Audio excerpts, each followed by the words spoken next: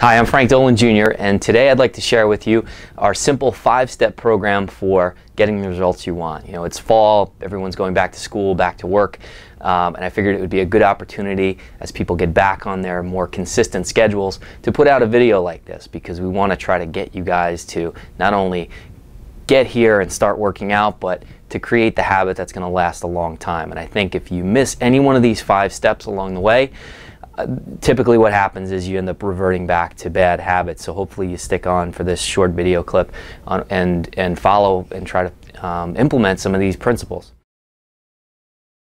The number one thing that we start with, our first step, is basically assessing where you are now. So too many times people come into the gym and they just start working out. They see something, they get motivated, and they come in and they don't assess what they've done up to this point. And not that we want to try to forget the past and get away from that and create a new habit, but I think until you acknowledge that where you are, it's very, very difficult to get past it. It can be okay for a little while, but until you acknowledge that and really want to make a change and basically accept what you want to change.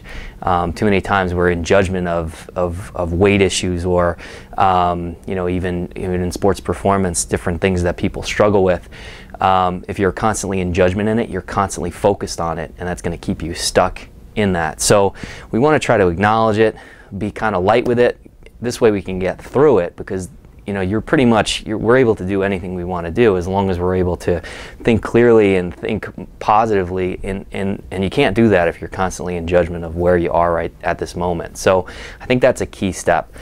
The second thing is to change what you think works. There's been a lot of changes in the science, functional training, and different developments in cardio training. I mean, it really is silly to continue to do old workouts, not only because the science has come so far, but also because you're maybe a little bit older than the last time you got results. So, you know, what you did in high school is definitely not going to work for you now. You may have been successful in the past, but now there are new ways of doing things, and your body's different too. So you definitely have to address it in that way.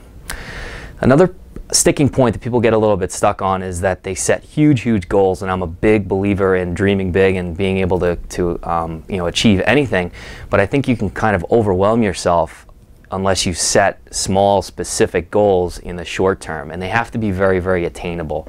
This way you have little successes along the way, and that's going to keep you here a lot longer. Definitely write down those big long-term goals, but then also realize that there is that anticipation factor too. You know, if you've ever bought a new car or you know, wanted something, sometimes you achieve it, you get it, and then it's kind of like, you know, is this all there is? Sometimes it is that journey and that leading up to achieving something that should be enjoyed, and that kind of brings me to a point of you know, living in the moment, live in the moment now, and not in the past or in the future. This is going to really help accelerate your results to getting you closer to those longer term goals.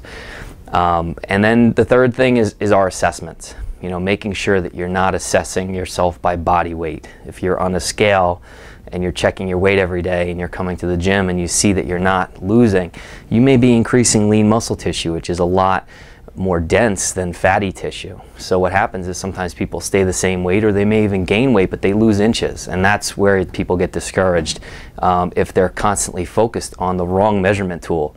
You should be measuring yourself by your circumferences, okay?